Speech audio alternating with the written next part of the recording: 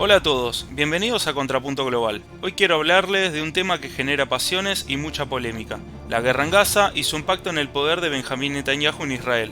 La guerra en Gaza continúa. Ayer, según reportaron varios medios, el ejército israelí bombardeó un centro de distribución de agua en Gaza. Las autoridades locales informaron que al menos 10 personas murieron, entre ellas unos 6 niños que estaban esperando el agua. El ejército israelí admitió que el ataque se produjo por un error, atribuyéndolo a una avería técnica que desvió el trayecto del misil. Israel explicó que el blanco original era un presunto militante de Hamas oculto en la zona.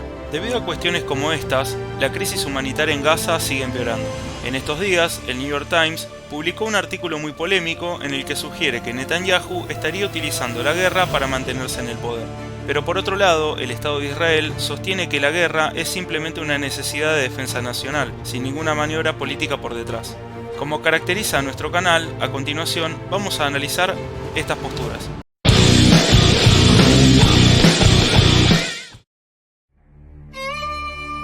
Para Israel, lo que ocurre en Gaza no es una guerra opcional ni un invento político, sino una necesidad existencial. Según la postura oficial, Israel está en guerra contra Hamas, un grupo considerado terrorista por los Estados Unidos, la Unión Europea y muchos otros países.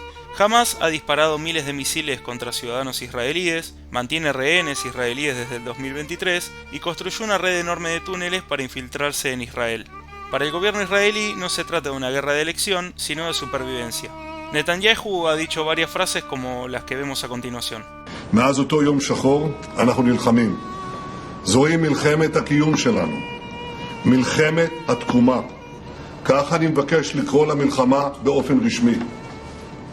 מאז אותו יום שחור אנחנו בהתקפה בשבע חזיתות. מיטוט שלטון הרשע של החמאס, החזרת כל חטופינו הביתה, החללים והחיים כאחד, סיכול של כל איום עתידי מעזה על ישראל, והשבת תושבינו בדרום ובצפון בבטחה לבתיהם. Daniel Hagari, portavoz de las fuerzas de defensa israelíes, mencionaba: commits crimes, war crimes, against Israelis, but also against the Gazan themselves. Hamas cynically uses civilians in Gaza as human shields.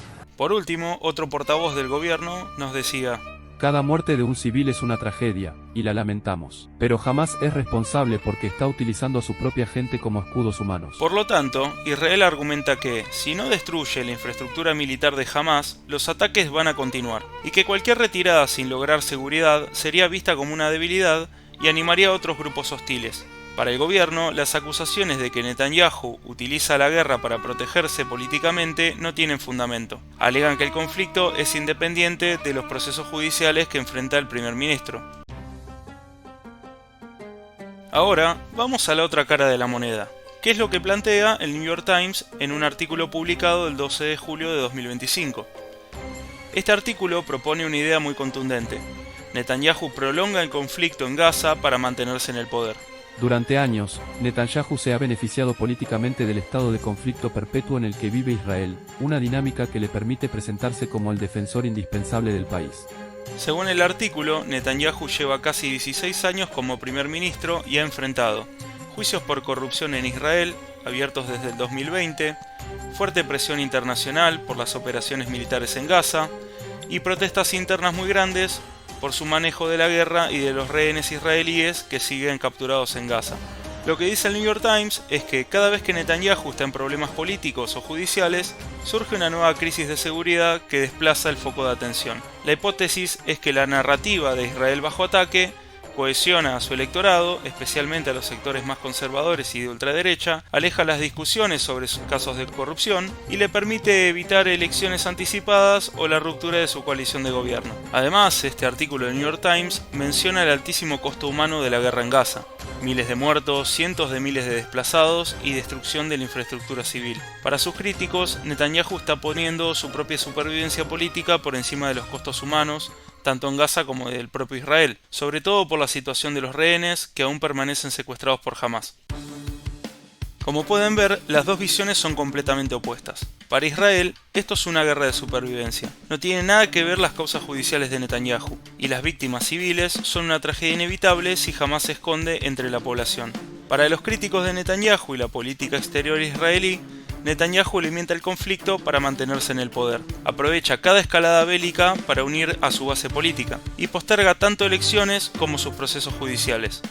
Lo más dramático de todo esto es que mientras tanto, la población de Gaza está viviendo una catástrofe humanitaria enorme, y dentro de la misma Israel hay una sociedad cada vez más polarizada. La gran pregunta es, ¿hasta qué punto la prolongación de la guerra responde a motivos de seguridad? ¿Y hasta qué punto a los intereses políticos? Déjenme en los comentarios su opinión, no se olviden de suscribirse al canal si les interesa la geopolítica, la política y la historia. Hasta la próxima.